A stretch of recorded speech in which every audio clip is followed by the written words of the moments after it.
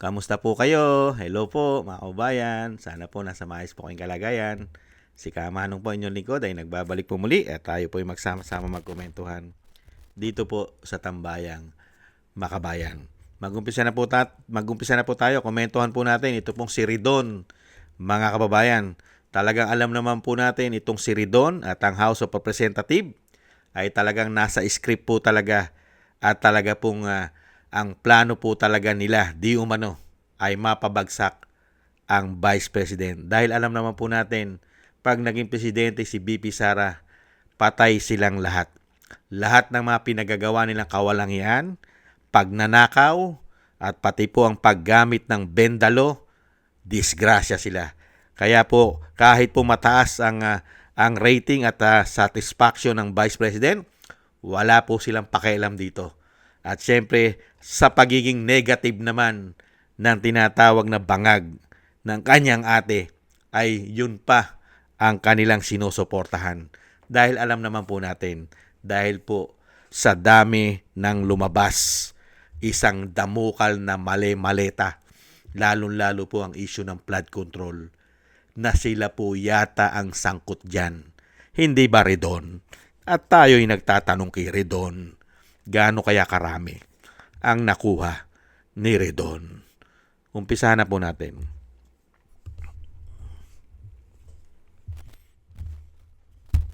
Congratulations dahil mataas po yung kanyang satisfaction ratings, pero tuloy pa rin po yung impeachment proceedings. Una mo sa lahat, kailangan nung nating balikan yung ibig sabihin ng satisfaction ratings, no? Kasi mahirap na itali po yun doon sa impeachment proceedings. Kasi I think a basic question ho on satisfaction ratings ay ano ba ang pagtingin po ninyo sa gampanin ng atin pong pangalawang Pangulo over the course of this particular period. So, I don't think nakatali siya doon sa ongoing impeachment proceedings against her today.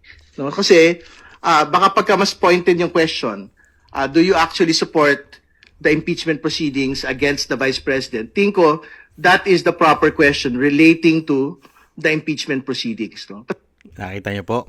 Ang ibig sabihin lang ng Redon, kahit ano gawin yung pagpapabagsak sa Vice President at gawa-gawang mga scripted na bintang di umano sa Vice President, kahit anong paninira, propaganda, talagang ang Vice President pa rin ang pinagkakatiwalaan ng mga Pilipino. Hindi mo na mabubura sa isip ng matitinong Pilipino yon. At alam na mga Pilipino, Redon, kung sino talaga ang mga magnanakaw sa bansa. Kaya lang nananatili pa kayo riyan dahil ang mga men in uniform generals ay wala pong nakikitang malawak ang korupsyon at ang isinasagot sa taong bayan ay hindi raw po sila naniniwala sa fake news. Yan po ang sinagot nung nakaraan ng kanila pong generals na si Bronner. Hindi po ba? Dahil po mga kababayan, ibalik tanaw po natin si Drilon. Kasi kung hindi nila may impeach ang Vice President, ito po ang sinasabi ni Drilon. Ibalik tanaw natin si Drilon, mga kababayan. Ang desisyon ng Senado ay wala siyang pagkakamali. Walang basihan yung kanyang ang pagsampa ng impeachment complaint. Tapos na po ang boxing, siya ang maging sunod na Pangulo. Ay! What a fearless forecast! Ang desisyon. Yan. Lalo po, lalo po, kung hindi po sila makakakuha ng 16 vote, hindi po ba? Tapos na po ang boxing. Wala na po. Tapos na si Ridon. Pagka po naging presidente ang Vice President, at yung lagi po natin sinasabi, pag wala pong mga senador na naghudas at ang maghuhudas po ay hindi na madadagdagan dahil 13 na po sila. Kailangan po nila 16. Kung wala na pong maghuhudas na 3 senador, malabo na po sa sabaw ng pusit na ma-impeach ang Vice President. 3 senador na lang po ang kailangan nila. Yan po ay ayon po yan sa ating konstitusyon sa 1987 konstitusyon po natin. Hindi po ba? 16 vote ang kailangan po. Kaya po, tinitingnan natin, inaabangan kung sino, kung meron pa bang maghuhudas na 3 senador para po pumanig sa mga sinasabi ng ating mga kababayang mga magnanakaw at maleta boys di umano. Hindi po ba? Kaya dito po mga kababayan, sa sinasabi po ni Ridon, mga kababayan, na yung kinukongrats niya ang ating Vice President, totoo po yun. Kahit ilang taon nyo na sinisira ng Vice President. Hindi po ba?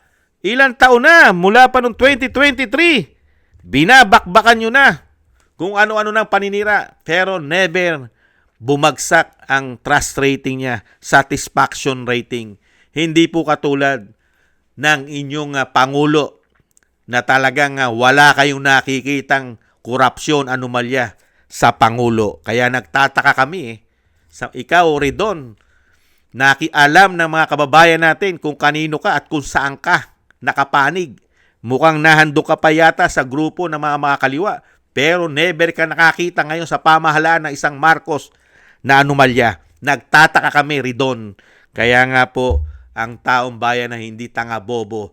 Kaya ang tanong, gaano kalaki ang napakinabang ni Ridon? Hindi po ba? Ito po, ang hinahangaan ni Ridon na Pangulo na hindi dapat ma-impeach sa panahon ngayon. Sabay ng pagkulong ng impeachment trial laban kay Vice President Sara Duterte, mas mataas pa ang trust at approval ratings ng pangalawang Pangulo kumpara kay Pangulong Marcos Jr. Base po yan sa pinakahuling survey ng Publicus Asia. Lumalabas na sumadsad sa negative 27% ang net trust ratings ni PBBM habang nakakuha ng 28% approval at 26% trust ratings naman si VP Sara. Nakita niyo po mga kababayan? Pero kailangan po ang Vice President ang ma-impeach. Hindi ba, Ridon? Pero yung sad-sad na approval at trust rating at satisfaction rating niya sa mga Pilipino, negative 27! Wala pong nakikita si Ridon dyan. Lalong-lalo po yung hindi po bababa sa 14 billion ang kanyang nahawakang confidential intel fund. 14 billion hindi bababa ang nahawakan pong confidential intel fund ng presidente ng bansa. Wala pong nasisilip sila dyan, mga kababayan. Kaya alam mo na ang galawan ni Ridon. Kaya kami, Ridon, ang mga matitino na mga Pilipino ay nagdarasal na sana'y muling ipagkaloob ng may kapal ang isang agila na manggagaling sa Mindanao. Para po ang mga politiko na kagaya ninyo, di umano, na gumawa ng kawalang yan sa amin, di umano, ay mapanagutan ninyong lahat, di umano. Hindi po ba, nang matapos na po at isuka po nila lahat ang ginawa nilang pagnanakaw sa ating bansa at makulong po sila. Makulong! Hindi po ba, Ridon? Yan ang gusto ng mga Pilipino. Hindi po ang puro po ginawa niyong paglilingkod. Ninyong lahat ang ginawa niyo lang paglilingkod sa amin. Daling kami sa politika at isang damukal na isyu ng korupsyon. Hindi po ba? Diyan lang tayo dinala ng mga walang yan. Puro politika at issue ng korupsyon nila. At puro cover up. Pagka nabibisto na po ang korupsyon nila, cover up na po. Hindi po ba? Yan ang nakikita ng mga Pilipino Mahusay sila mag-cover up at mahusay silang dali ng issue. Pag nabubuko na po ang korupsyon nila, ang ginagawa po nilang pang-cover up, Duterte, si Sara. Kaya nga kayo pinagmumura ni Sara Hindi po ba pinagmumura kayo ni Sara? Dahil nga alam ni Sara ang mga kalikaw at karakas ninyo. At alam ni Sara kung anong klase ang mga pagkatao ninyo. Hindi po ba mga kababayan? Yan po si Ridon mga kababayan. Si Ridon. Maraming salamat po mga kababayan sa gusto po natin tambayan mga kababayan sa YouTube at TikTok. At ganoon din po sa ating sa mga subscribers at sa mga nagko-comment, like, share, and subscribe at patuloy po nagsusubscribe. Shoutout po at mabuhay po kayo. Thank you po sa inyo. At thank you rin po sa mga nagbibigay po ng tulong at biyaya Shoutout po kay Eric Hershaw from Canada, Kingston from Hong Kong, Jake Yahut from California, USA, Gina Ray from Berlin, Germany, Julieta Silona from Sydney, Australia, Baby Roman, Ate Isa from Cagayan Valley, Jem Aris from United Arab Emirates, ako si Pilam, Ani Jo, si Mary Natividad Blinden from Netherlands, Gayat Sena, Tatay Nick from Toronto, Canada, Jesus Valdipena, Rolando Guerrero, Milayi, Felipe Shapno from Texas, USA, Ma'am LB Sermani from North Miami, Florida, USA, Mika Ligaspi, Frank Zamora from California, USA, at Romulo Di Vinagracia from Bacolod City. Thank you po sa inyo. Shoutout po. Ingat-ingat po kayo sa inyo po mapagawa at God bless po sa inyo lahat. Taste lang po kayo. Taste lang po tayong lahat. Bye-bye. Ingat-ingat po.